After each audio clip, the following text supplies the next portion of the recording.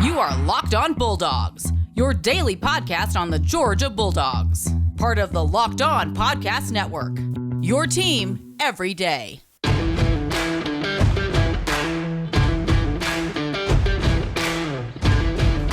Hello and welcome to the Locked On Bulldogs podcast. I am Daniel. I'm putting this podcast on with the Jolly Green Giant, everybody. I am putting this podcast on with the Jolly Green Giant. For those of us who are listening, there it is. And by the way, happy Friday, Daniel. Oh yeah, happy Friday to you as well. Hey, today's episode is brought to you by McDonald's. They are not just a great tasting restaurant, but they are also part of the community. McDonald's, I'm loving it. This is Locked On Bulldogs. Daniel and I are fans. We started this podcast for fans, by fans, because we are better at that than most things in our life. Just ask our employers, ask our friends, ask our family. We're really good at fandom. And that's right. Thus ends the resume, I think, right there. So glad you were here. Glad you found us. You're listening to us or watching us over on YouTube. How you doing? If you could do us a huge favor. We're going to keep on reminding you, get over there and subscribe. We want 1,000 subscribers by SEC Championship. We're going to be doing a giveaway with DawgsDispatch.com in tandem once we get there to one of those subscribers. But we're not gurus or insiders. This is for fans by fans. That's right. So thanks for checking out the podcast. If you are here, no matter how you got here, just subscribe to wherever you are.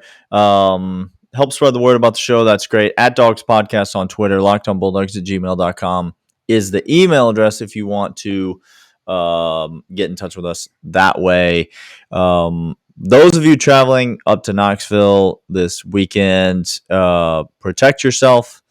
It is a dangerous place out there. Neyland Stadium is the armpit of the United States, and Tennessee fans are the worst human beings in the world. Other than that, should be a fun time. Should be a great contest, and I cannot wait to watch all the Surrender Cobras on TV. It's going to be. You know, it's kind of funny because when they surrender Cobra and they stick out their tongue between their teeth, like it'll fit perfect with the Cobra theme, right through there. Yeah, it's Friday, Clint, and so that means excited, nervous, don't sleep on, and there are many things of which we can be excited about, but I'm going to share what I think is the biggest, or at least to me is the biggest. Okay. Do you know, Clint, how many sacks Tennessee has surrendered this season? I don't. Regale me. It's 33. The answer is 33. That seems... Do you know where that puts them roughly in the rankings of all college football teams? I'm assuming near the top, Daniel. It's fifth most in the entire country. I'm not really good at math, but if memory serves, 33 divided by 10 games, roughly, that just a round number, something like that. That's 3 a game plus some decimal. Plus some. Yeah. That's a lot of game. They ain't played no 10 games yet, Clint. No, sir. So, Tennessee does not protect the quarterback well. Now, you might think to yourself, mobile quarterback, he's out there running around. It doesn't matter. Well, he's getting sacked a lot is what's happening to Hendon Hooker and the boys. Georgia's pass rush this game is what I'm excited about, Clint. Now, not having Adam Anderson out there is a blow. It's a blow to the pass rush. It's not great. No. Go ahead. I was just going to say, may I just encourage you all. No. That is the most you should say about Adam Anderson and the situation. He's not playing, period. Because I don't know, you don't know, nobody knows, the courts know, and that's it. So stop right there. That's, if you haven't noticed, that's the position of Locked On Bulldogs. When you've heard us not saying things, that's what we're saying. Not anything. Okay. Adam Anderson not playing is a blow to the University of Georgia pass rush. But Adam Anderson is not the University of Georgia pass rush, okay?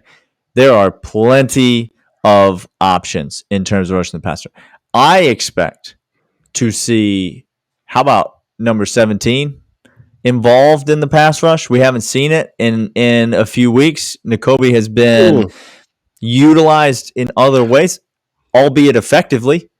But early this season, Clint, we saw a lot of just that A gap, just right in the A gap. And I expect a little bit more of that. I expect a little bull rush from Nolan Smith. Or I expect Robert Beal to get in on the act. And then I expect the big fellas in there to eat. Because the best way to impact a mobile quarterback is to put pressure where, Clint? Right in his wheelhouse, just right in his face. Yeah. 33 sacks allowed on the season. That number will elevate significantly this game. That's what I'm excited about watching this because, listen, we said it yesterday on the pod. We stuffed the run on first down. We stuffed the run on second down when they decide to run on second down, or we tackle that little swing pass on second down. And now all of a sudden, Clint, it's 3rd and 8. They running that ultra tempo on 3rd and 8? No, I don't think they are. We subbing in that pass rush package on 3rd and 8? Yeah, I think we will. And then what happens, Clint? That's what I'm excited. Chaos is what happens after that. Daniel, our defense, I'm going to say on the defensive side of the ball, because I'm most excited too. Yeah, we're going to get pressure. Nakobe Dean, think back to all the times that Kirby has come up against the quote, like the most incredible offense, right, in all his tenure. Now, I'm going to use a negative example, but I'm just going to show you the mentality of Kirby and Dan. When we played LSU, we wanted to stop Edwards-Helaire from running, and so we brought in that super rover position and just said, wherever he goes, you're going, Lewisine, and all the like, and everybody else. Anyway, Lewisine was the next year as well. But here's my point. When you face an offense that necessitates attention, like this Tennessee does, Kirby and Dan get their heads together collectively and create a scheme that is specifically for that team. And you heard Kirby talk about it in the media availability, didn't you, Clint? Like he said it's like a triple option. We've been devoting practices to this for weeks now. Practices during the week of other games, Clint, dedicated to this. Okay. So what you're saying is we practiced for those other games like instead of four times, and we've practiced for this game like 7 times? There it is. Oh, okay. Look, Kirby and Dan take pride in this. I'm excited to see this defense eat, but I'm most excited for the aforementioned. Everybody's been talking about, well, the DBs haven't been tested. The DBs haven't been tested. Look, Tennessee's got one wide receiver who can go up and get something. I think he's like 6'3", 205, 210, something like that. He's fast. He can take the top off. He's good. I'm not saying he's not good. He is good. What I'm saying is good on good. And best on best want to compete. And if you're going to try Hendon Hooker to do that up-tempo, decisions go out the window, the Matt Corral at Ole Miss kind of system, all of a sudden, when you think you have confidence in something and you're going to force it, which is what they do in these offenses, you're not reading, you're not examining the field, you're trying to do these gimmicky Florida type things and hitting it.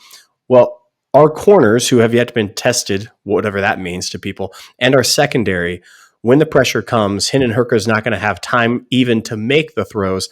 I can't wait to see this DB group come out of this and be like, we took shots and we hit back and we held our own.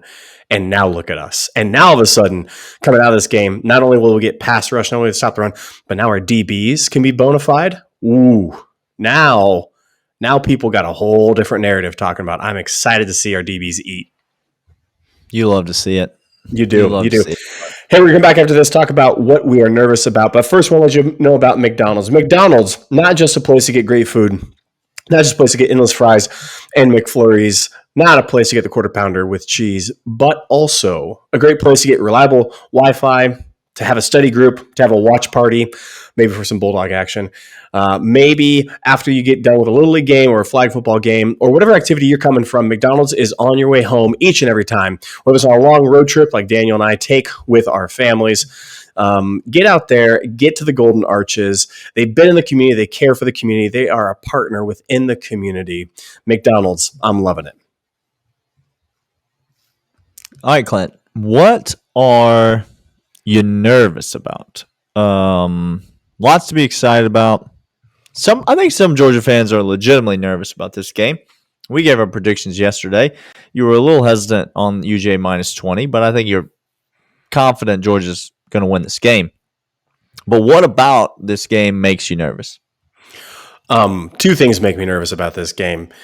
One, and this is not the malign talk of Stetson Bennett. Okay, this is not me saying I hate him and he's trash. This is me saying in a very adverse environment, in a very loud, hostile, mustard squirting environment, I'm nervous for the offense. I'm nervous for procedure.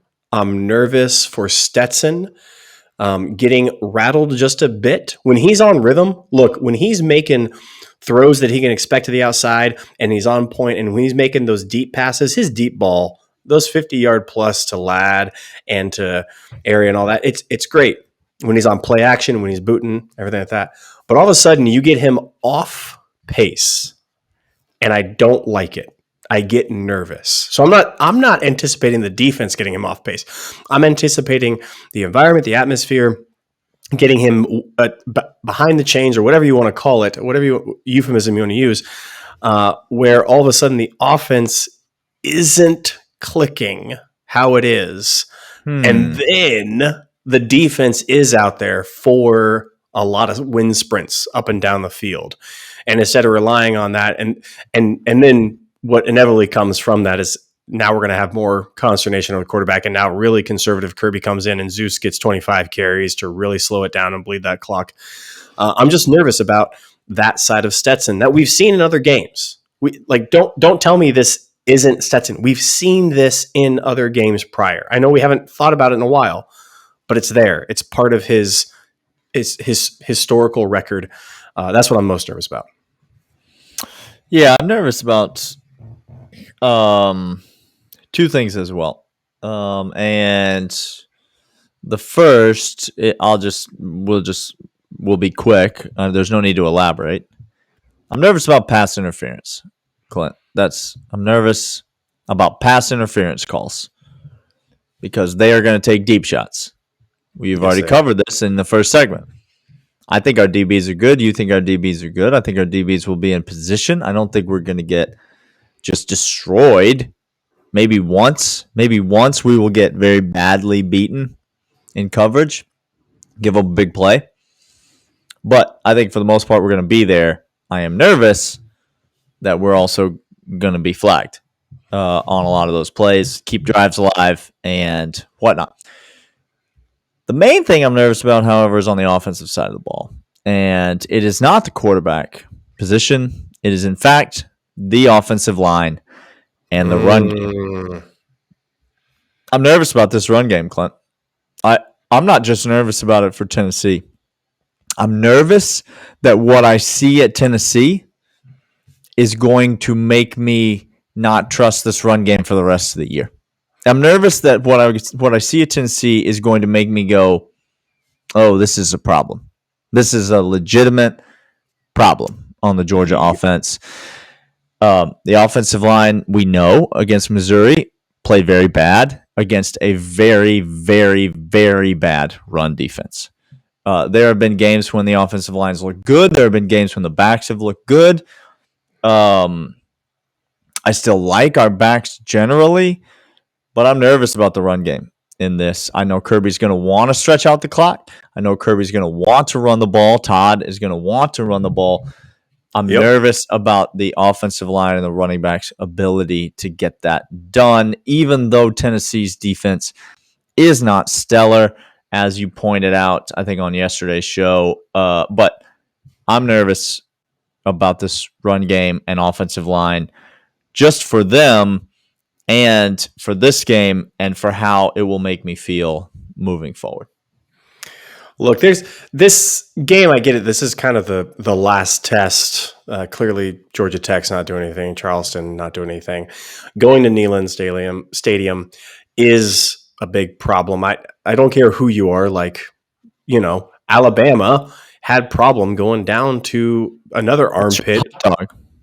I mean, if you're a hot dog, if you're a hot dog going into Neyland Stadium is not a problem at all. It's a fantastic situation.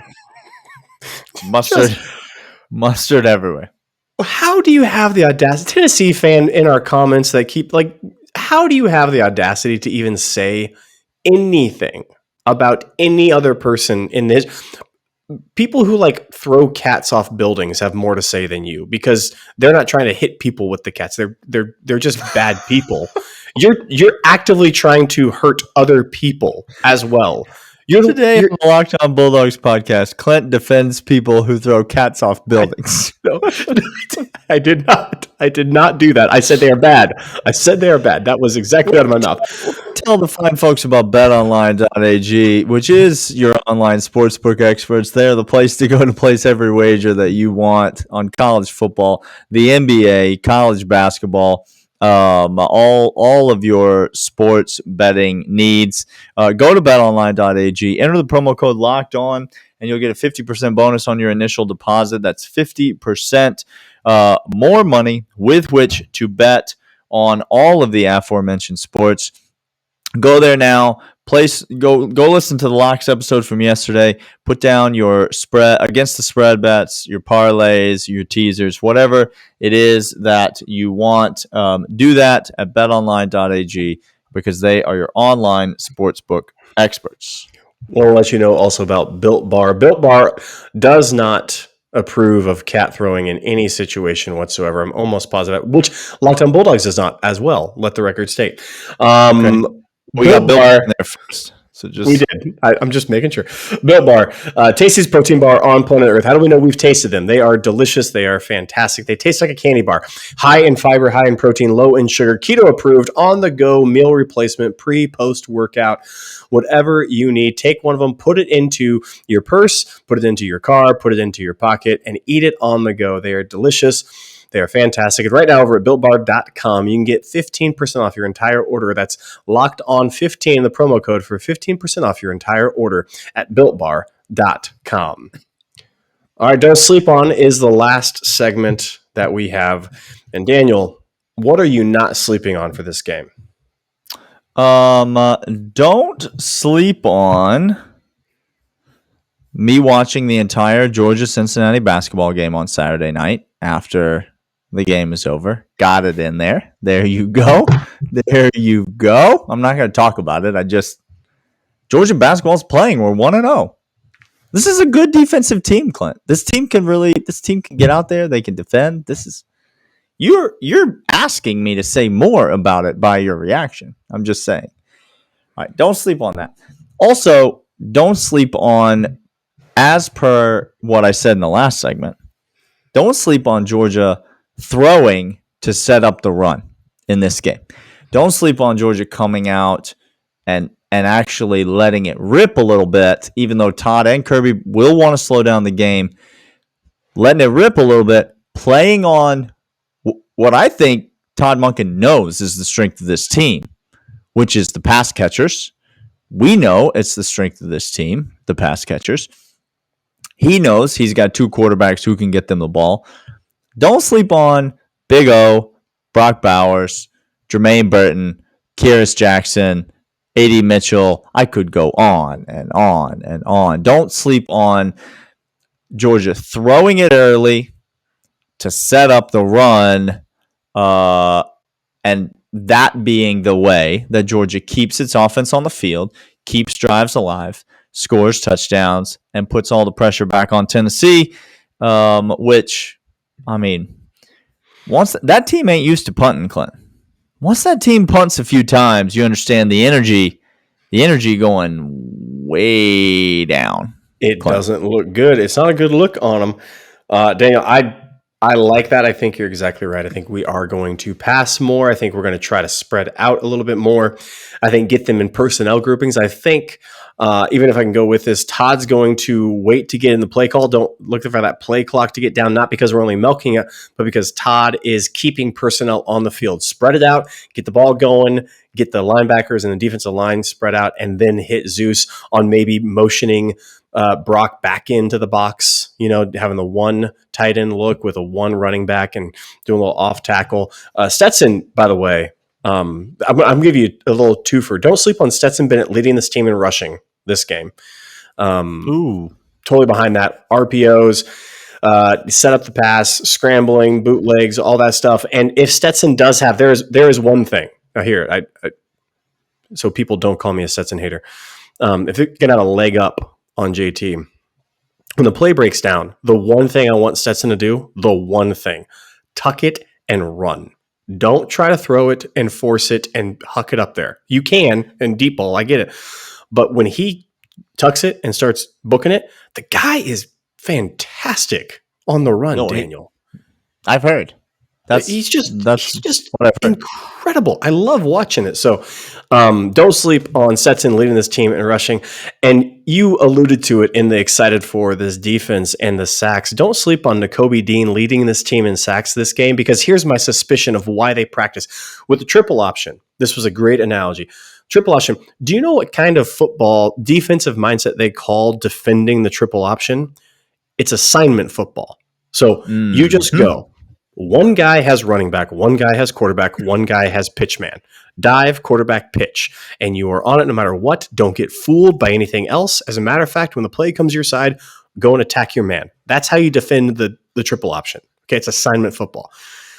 If Kirby's saying that, what I'm have a sneaking suspicion is you simplify it and let your players play. Okay? So Nakobe, guess what? His name's Hendon Hooker. Stay with him. Where he goes, you go. Tackle him. Go tackle him. So if he drops back, when he says hut, go get him.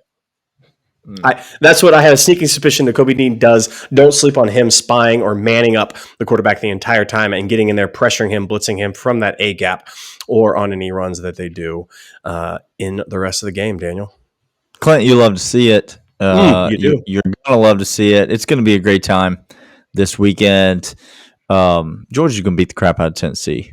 So just take that in, let that marinate for a little bit, and enjoy the game this weekend. Clint and I will be back next week. We got more guests lined up. We got some familiar faces. We might have some new guests. We will see what happens. But we'll be back breaking everything down on YouTube, on the audio podcast. Subscribe to the YouTube channel and enjoy your weekend. Go Dogs, and we will see you on Monday.